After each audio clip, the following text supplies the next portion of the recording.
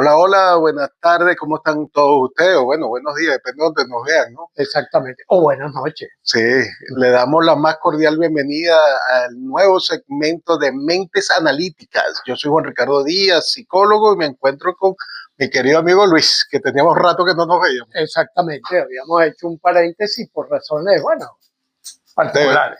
bueno, viaje, cosas, Viajes y bueno, cosas de las este por el navidades y estilo. todo eso. Las navidades que se atravesaron, unas cuantas cosas ahí, ¿no? Pero aquí estamos nuevamente.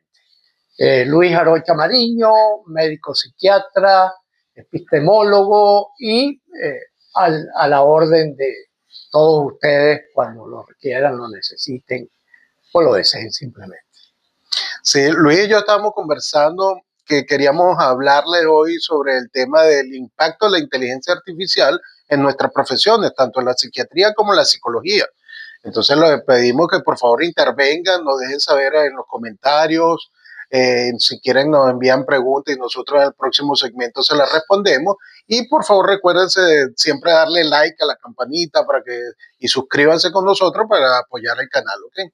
Entonces, ¿qué crees tú, Luis? Por ejemplo, en el rango de la psiquiatría y yo diría que en la medicina en general, ¿cómo has visto tú el avance de la inteligencia artificial afectando esa área? Sí, sí. Realmente va muy rápido, ¿no? Ya de hecho hay protocolos que se están utilizando en muchos centros y fíjate que de hecho está siendo muy publicitado. Está siendo muy publicitado este ayuda o este apoyo que brinda la inteligencia artificial para organizar historias, para apoyar a los médicos en los diagnósticos, en las decisiones terapéuticas, etcétera, etcétera. Ahora, pasa como en general con todas las advertencias que se han hecho, ¿verdad? En cuanto a que la inteligencia artificial, al utilizar toda la información que anda por allí dispersa, hacer una selección adecuada no siempre es sencillo y por eso a veces comete errores que pueden ser muy graves. Sí. Ahora fíjate, otra de las cosas interesantes que ya incluso algunas personas con las que yo trabajo, bien sea en coaching o bien sea en terapia, es que consultan la inteligencia artificial.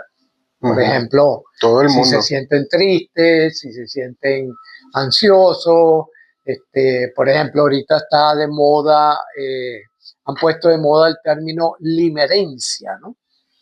No lo he escuchado. Que es un término que no existe en castellano, es una adaptación del inglés de limerence, ¿no?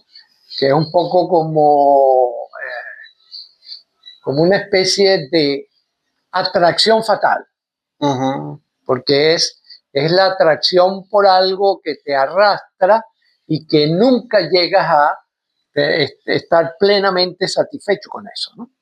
Por ejemplo, yo siempre ponía tradicionalmente cuando se hablaba de limerencia, porque es un término que se ha usado desde hace muchos años, pero que ahora lo están rescatando para el enamoramiento patológico. O sea, para el enamoramiento, y lo describen, por ahí he visto varios psicólogos hablando del tema, y entonces lo describen como el enamoramiento de un amor imposible. Esas personas que obsesivamente... El amor platónico que el llamábamos amor antes. platónico, pero con sufrimiento terrible. Romeo y Julieta, pues, o sea, no hay nada nuevo. Mira, aprovechamos para enviarle saludos a nuestros amores platónicos. ¿Cómo no? Saludos. Ustedes saben quiénes son. Y esa situación hace que entonces se esté utilizando mucho la inteligencia artificial. Personas que consultan y la inteligencia artificial le da algunas recomendaciones generales. Yo les digo, sí, hay que tener cuidado, hay que ir con precaución, porque precisamente lo que señalaba, al haber tanta información diferente, la inteligencia artificial puede no tener los criterios claros, y por eso es que hay que especializarla también en cuanto a la decisión a tomar, ¿no? Bueno, fíjate que ahorita pensando, yo creo que también hay que empezar por lo más básico. La forma como nosotros definimos qué es realmente inteligencia. Muchas veces la gente confunde inteligencia con memoria. cuando una persona tiene mucha memoria, uy, ese sí es inteligente. Y yo no creo que eso ayuda, pero no define la inteligencia como tal, ¿no? De hecho, cuando uno hace un test psicológico probando lo que se llama el coeficiente intelectual, o el IQ, realmente la forma más fácil de definirla es la capacidad que uno llega a desarrollar para, vamos a decir, resolver ciertos problemas con la información limitada con la que contamos. O sea, ¿cuántas alternativas podemos generar para solucionar un mismo problema? Claro, Es, por ejemplo, una forma de definirla. Quizás allí hubo una brillantez tremenda en Jean Piaget, ¿no? Cuando Jean Piaget se plantea el problema del conocimiento, que es el conocimiento, se encuentra con esa pregunta eterna de la epistemología, dice, yo voy a hacer un enfoque científico, voy a ver cómo es que aprendemos, ¿no? Y cómo es que empíricamente aprendemos, ¿no? Y ese aprendizaje empírico lo centró en el desarrollo de la inteligencia como el proceso que te facilita el aprendizaje. Entonces, fíjate que tomó de modelo al niño pequeño, que es quien inteligentemente aprende a resolver todos los problemas que se le plantean en la vida, desde cómo camino, cómo hablo, cómo descubro, cómo aprendo, todo eso es lo que terminó convirtiéndose en un psicólogo, Piaget, en el sentido de un gran estudioso de la inteligencia. Entonces, fíjate lo interesante de agarrar modelos, por ejemplo. Con lo que tú acabas de decir, con la definición que tú acabas de decir de inteligencia, yo inmediatamente pensé en Albert Einstein, ¿verdad? Que podríamos decir es un buen caso, ¿verdad? Un excelente caso digno de estudio de alguien muy inteligente, ¿no? Sobradamente inteligente. Y cuando uno observa, por ejemplo, en la biografía de Albert Einstein, hay varias cosas interesantes. Por ejemplo, que estando muy pequeño, su papá le regaló una brújula, ¿no? Y entonces él empezaba a jugar con la brújula y decía, pero bueno, esta aguja no se mueve. Se apunta para el mismo lado siempre y yo le doy vuelta a la cosa. Entonces, eso le planteaba una interrogante que él no entendía, que después le extiende al compás, ¿no? Cuando le dice al papá, claro, yo el centro del compás es el que está fijo y lo demás gira. Pero ¿qué pasa si yo estuviera en este lado? Que yo fuera el que se mueve. ¿Qué pasa con relación a la aguja del compás? Imagínate, es una pregunta genial, ¿verdad? Los famosos... No, eso es los preámbulos de lo que vino después. Preámbulo de todo lo que dio origen a la teoría de la relatividad, ¿no? ¿Qué es lo que han hecho los estudiosos que comenzaron desde los años 40 por allá, ¿verdad? Con la teoría de los juegos y con las primeras computadoras y la máquina de Turing y todo eso, que ¿puede esta máquina llegar a sustituir al razonamiento humano? Y hoy la respuesta es sí, lo estamos viviendo. Pero sabes que con lo que dijiste de Einstein me trajo a colación un pensamiento bien interesante, que fíjate que creo que él mismo lo dijo Einstein, que la inteligencia tiene mucho que ver con la imaginación. Ahora, claro, ¿qué tanto hasta ahora se puede imaginar algo la inteligencia artificial? Hasta que no lleguemos a lo que llaman AGI, que es la generalizada, que va a tener conciencia propia supuestamente y todo eso. Pero yo digo, ahorita es como un robot, pues, o sea, entrada, salida, respuesta, tal, pero no, yo no creo que hay un racionamiento verdadero lógico y mucho menos imaginación. Sí, hay un algoritmo. Un algoritmo que es lo mismo que nosotros hacemos cuando estamos razonando. Empleamos un algoritmo que es intuitivo, que tiene muchos elementos añadidos, pero a fin de cuentas es un algoritmo. Y ese proceso de ir armando los elementos es lo que es interesante. Fíjate que Eduardo, un compañero del equipo con el que trabajamos en Neurocodex, está trabajando con inteligencia artificial. Y le planteó un reto a la inteligencia artificial. Le dijo, ármame un debate, ¿verdad? Un debate sobre Neurocodex. Muy interesante, me lo mostró ayer mismo. Y cuando vemos, Es un debate donde una mujer habla a favor del modelo Neurocodex y un señor le contraargumenta diciendo ese no es un enfoque científico, porque sí, porque no. Y se arma una verdadera discusión muy inteligente que nos sirvió a nosotros para decir, bueno, pero es que aquí falta tal información. Oye, esto nos plantea un reto, ¿no? Que es un poco como decir, ¿cómo podemos sacarle provecho a la inteligencia artificial? Ya no solo en qué consiste en sí misma, sino cómo resulta útil para mí sin caer en los riesgos potenciales que también tiene.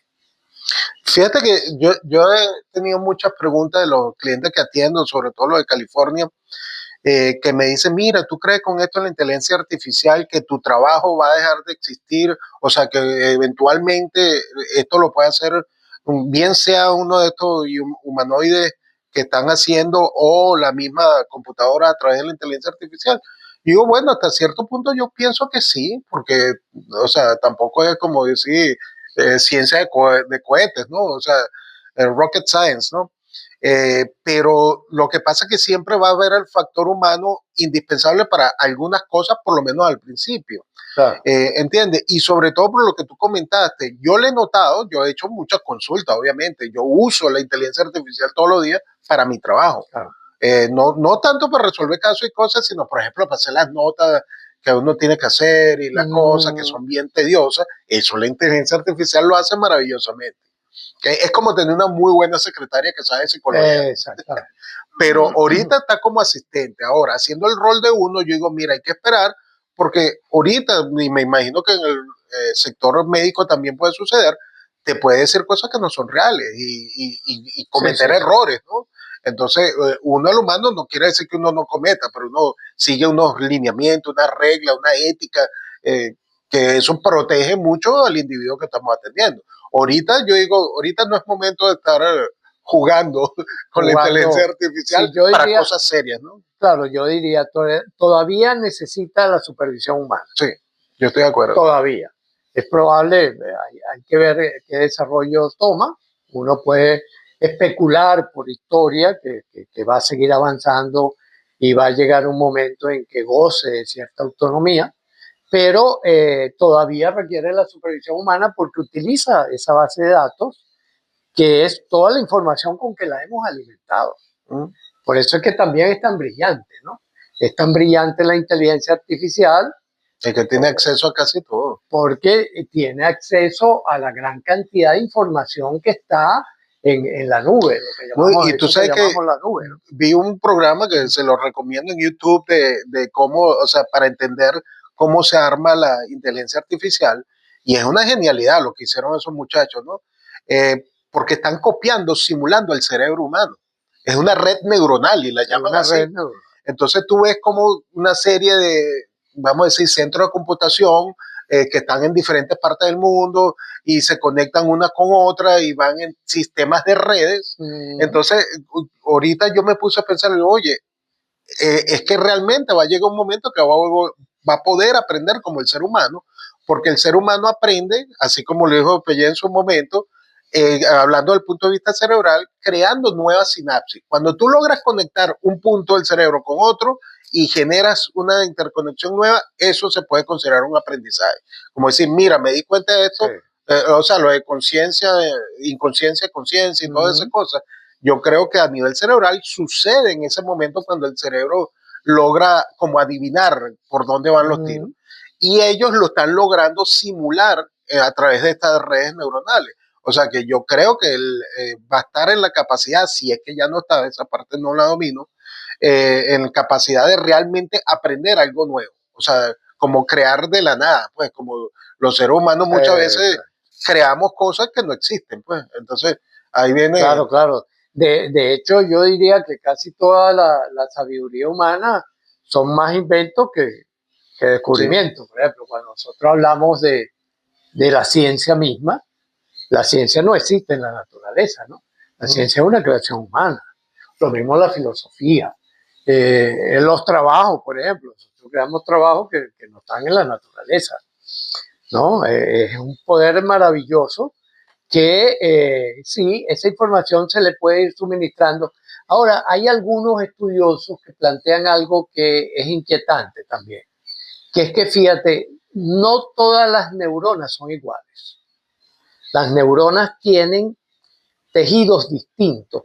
Puede que, y probablemente sea un sistema cuántico el que opera a nivel íntimo en las neuronas, ¿no?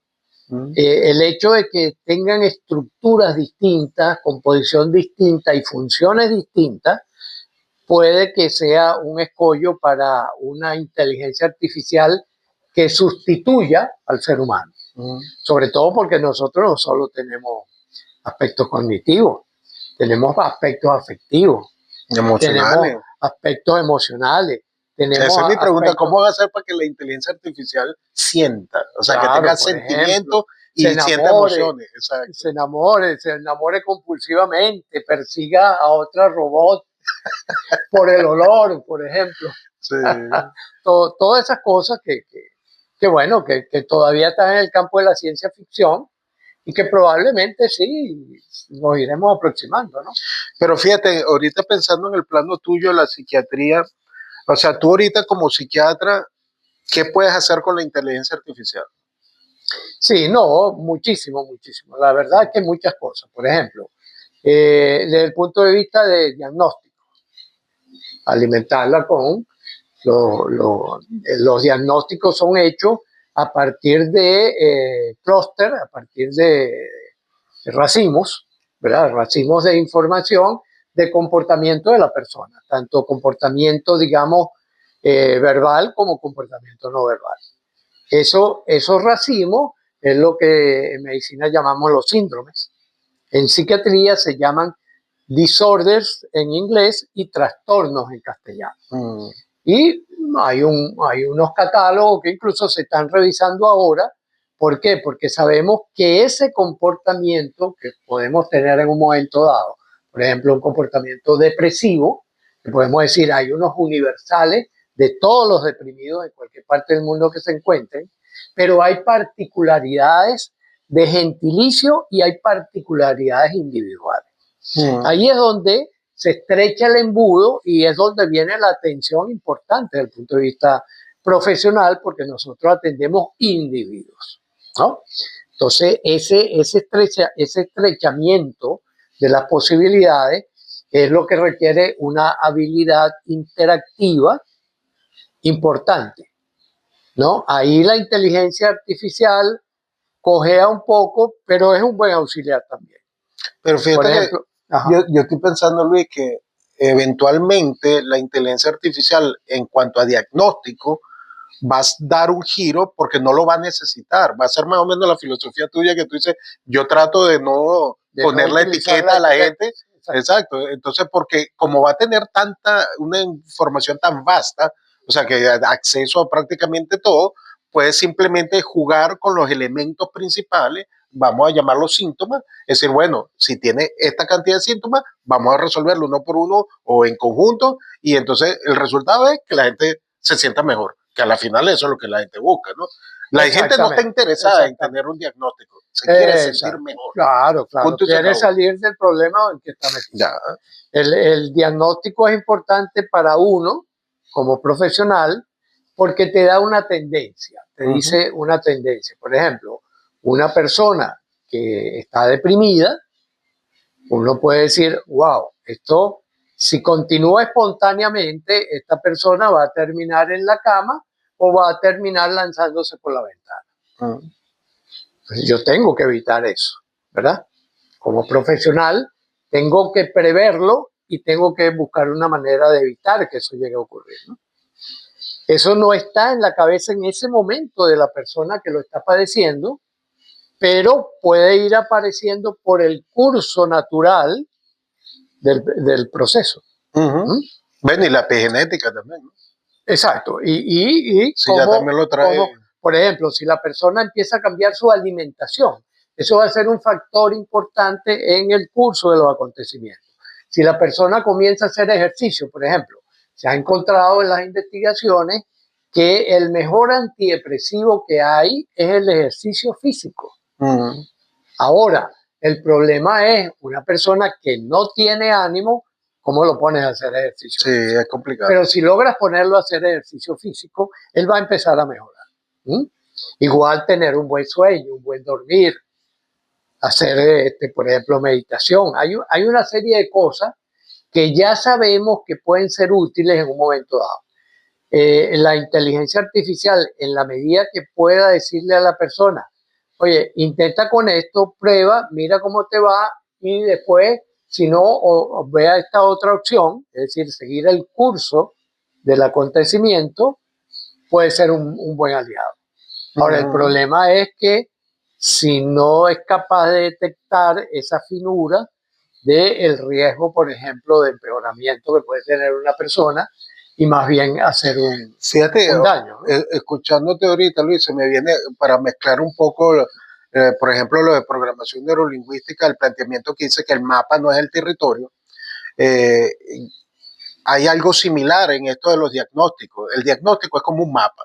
Es para que sepas dónde estás pisando, ¿verdad? Pero no te muestra la realidad como es, ¿verdad? Porque como un individuo, eso es único. Entonces, te da, pero es como para decir, mira, no pises a falso, porque a lo mejor hay un barranco y te puedes ir por ahí, sino que más bien ya tú sabes dónde estás pisando. O sea, cuando tú tienes el diagnóstico en mente, tú dices, bueno, yo más o menos tengo idea de qué es lo que puede estar pasando alrededor y de esas posibilidades de que si no se atienden, en dónde puede culminar.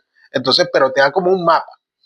Y después ejecuta. El que está en el territorio es la persona, el paciente, ¿no? Sí. El paciente está pisando territorio y en la terapia lo que estamos hablando de el mapa que le puede ser útil o el GPS que le puede ser útil a la persona para que vaya hacia el estado de salud, ¿no? Sí, sí, exactamente. Bueno, y eso me recuerda a lo que hablamos, creo que en el programa anterior, que a mí se me había ocurrido lo de las habitaciones, que tú para estar deprimido tienes que entrar en la habitación de la depresión y es un territorio, pues. Es un territorio que funciona. Entonces la persona, uno como terapeuta, bien sea psicólogo o psiquiatra, es invitar a la persona, primero reconoces que estás ahí adentro y segundo, mira, dame la mano y vamos para afuera. Afuera está mejor que aquí. Algo así, ¿no? Salte de ese mapa y vámonos para otro. Sí, sí. Fíjate que hay un trabajo que a mí me gustó mucho, que hizo Punset con otra persona que no me acuerdo ahorita quién es, que comparó la ciencia con una catedral. Y entonces decía, la catedral de la ciencia tiene naves, tiene rincones, tiene cosas, ¿no? Y de allí nosotros, por ejemplo, el modelo que trabajamos, modelo integrando información de distintos tipos, lo vemos como un edificio, ¿no? Como una torre, ¿no? Por cierto, por aquí tengo esta torre. Muéstrala, porque es una maravilla esa arquitectónica. Esta la llamamos la Torre Nico. Sí, porque, del autor. Sí, el autor que es Nicolás Cuedo, que es un niño de 11 años, que yo le pedí, bueno, hazme un poco la representación de lo que es el edificio del conocimiento humano. Hizo esta belleza y entonces decidimos llamarla la Torre Nico, ¿no? Y por supuesto aquí hay bloques de pisos y esos bloques de pisos tienen galerías, tienen caminos, tienen habitaciones, tienen cuartos, tienen salas, tienen comedor, ¿no? Y por allí opera los distintas ramas, ¿no? Por ejemplo, podemos decir, un bloque de piso a lo mejor es lo antropológico. Entonces, uno de los pisos de la antropología es la psicología. Otro piso es, por ejemplo, la psiquiatría, ¿verdad? Que viene de la medicina. De la medicina va a la psiquiatría y por aquí la psicología, que viene de la antropología, y allí se encuentran, ¿no? Hay como una puerta donde tú puedes pasar de una habitación por otra. Nosotros podemos utilizar ese mismo símil, por ejemplo, para los trastornos o los desórdenes, pues, psicológicos, psiquiátricos, ¿no? Podemos decir también, bueno, es como que la persona va pasando por habitaciones y habitaciones que se conectan unas con otras, ¿no? Entonces, por ejemplo, la habitación de la depresión. La habitación de la depresión empieza en una puerta que dice tristeza. Si tú la puerta de la tristeza la abres y la cierras, no pasa Sí nada, pasa, ¿verdad? Sigues viviendo, sigues pasando por un curso saludable. Pero si tú abres la puerta que dice tristeza y te metes en esa habitación, pues ya eso te empieza a llamar un poco como, ¿cuál sería un término antes de depresión como tal? Una tristeza profunda, una tristeza importante, un duelo, por ejemplo, ¿no? Pero si te quedas en la habitación, vas a terminar en la depresión.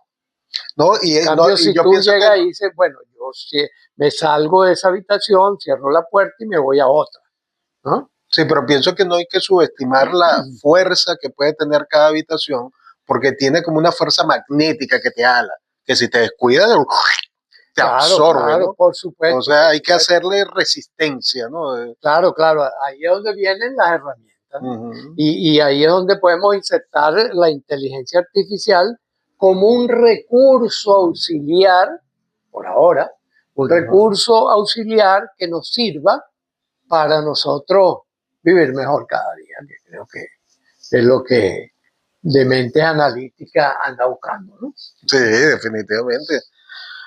Pero fíjate otra cosa, porque he visto también, no solo en la psiquiatría, obviamente, como rama de la medicina, en la misma medicina, y tú lo mencionaste al comienzo, que no es que está sustituyendo al médico, pero está trayendo a colación cosas bien interesantes.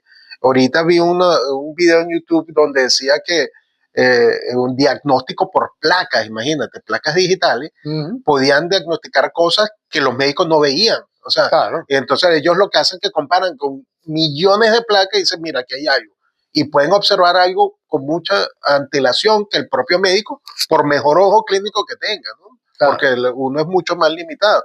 Entonces yo digo, en un principio, tanto en la psicología, en la psiquiatría, en la medicina, vamos a llevar la inteligencia artificial con un poquito de lentitud, en el sentido de, mira, esto es un asistente muy útil, pero no deja de ser asistente.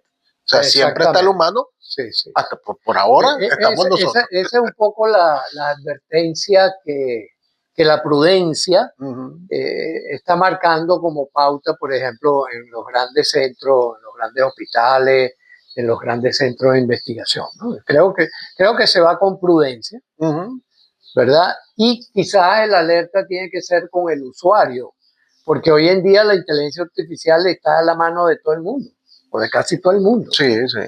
Como te digo, pues ya yo he tenido varias personas que me dicen, no, pero es que yo consulté la inteligencia artificial y me dijo que tomara más agua. Ah, bueno, está bien, o sea, pero no lo tome como el criterio definitivo porque, bueno, sí, todavía no podemos confiar suficiente en su capacidad, sobre todo porque no está diseñada, por ejemplo, que es otro de los aspectos que se está contemplando ahorita, por ejemplo, los traumatólogos están investigando cómo usar la inteligencia artificial para sus intervenciones quirúrgicas y para sus procesos de rehabilitación. Por lo tanto, están especializando la inteligencia artificial en eso, ¿ya? Y seguramente ahí tendrán unos feedback muy enriquecedores. Igual, por ejemplo, los psicólogos la pueden estar utilizando, ¿verdad? Para tener una mejor comprensión, un mejor mapa de lo que es la mente humana. Y nosotros los psiquiatras también lo estamos utilizando para mejorar nuestra capacidad diagnóstica y nuestra capacidad también de indicación terapéutica. Bueno, tú sabes que yo empecé a escribir hace muchos años un libro que yo lo quería llamar la terapia algorítmica, porque para mí el pensamiento es un algoritmo. Entonces, lo que hay que es descifrarlo y cada persona tiene un algoritmo diferente. ¿Entiendes?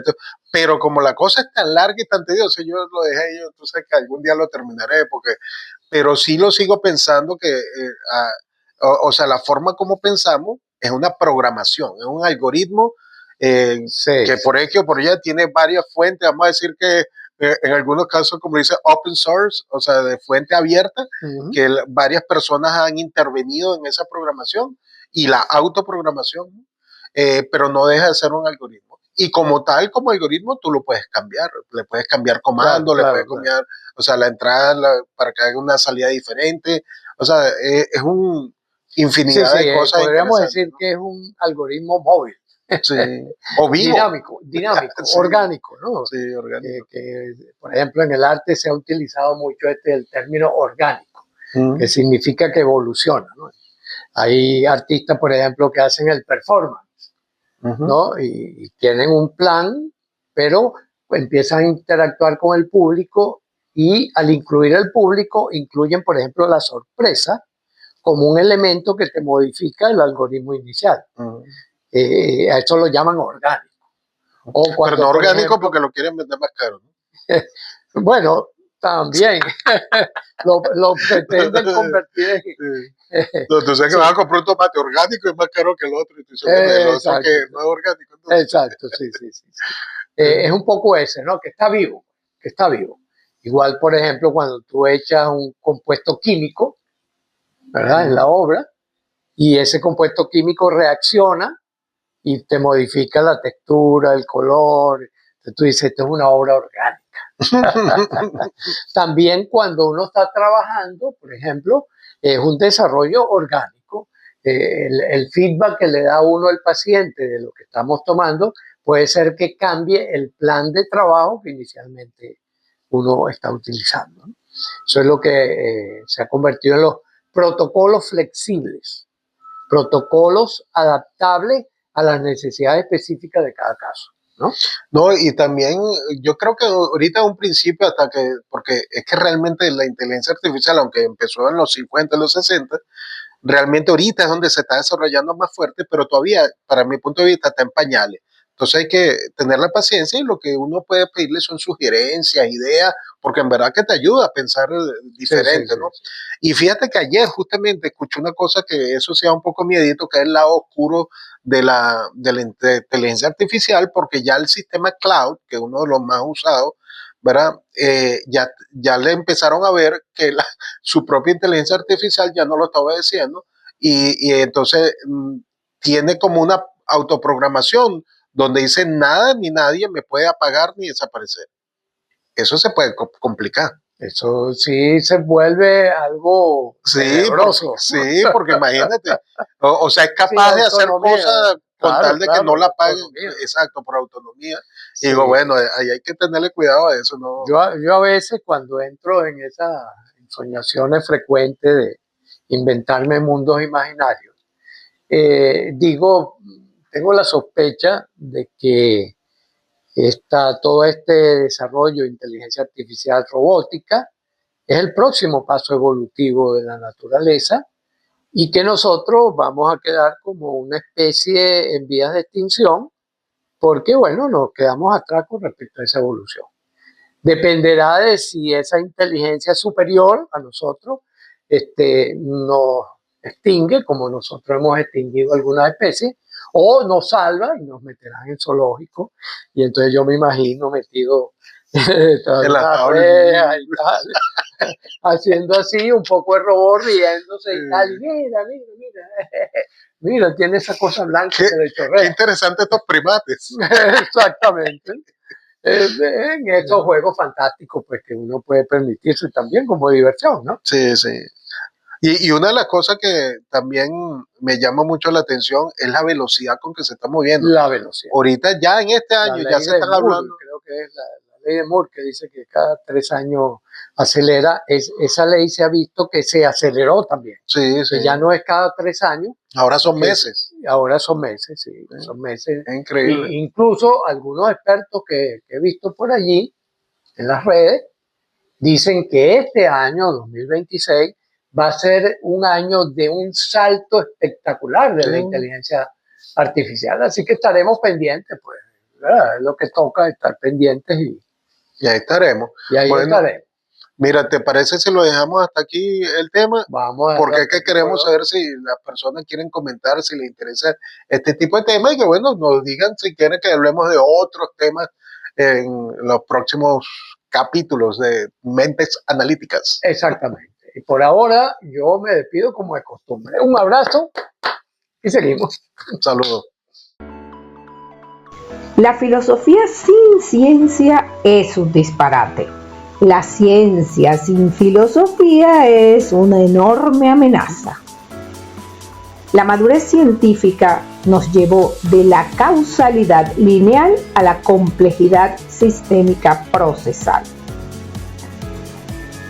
En la metodología es importante la sencillez. Un mínimo de pasos indispensables es el omega de la inquieta búsqueda humana. La articulación congruente es lo que mueve a un sistema, no la hipertrofia de alguna de sus partes. En la ultramodernidad aprendemos a recopilar e integrar los aportes de miles de años de sabiduría para iluminar un futuro feliz. Un científico es una persona que se rinde ante las evidencias y sigue buscando perfeccionar el conocimiento acerca de las estructuras, sus procesos y sus nexos. La evolución de la ciencia, al igual que cualquier experiencia humana, es compleja, proteica y diacrónica.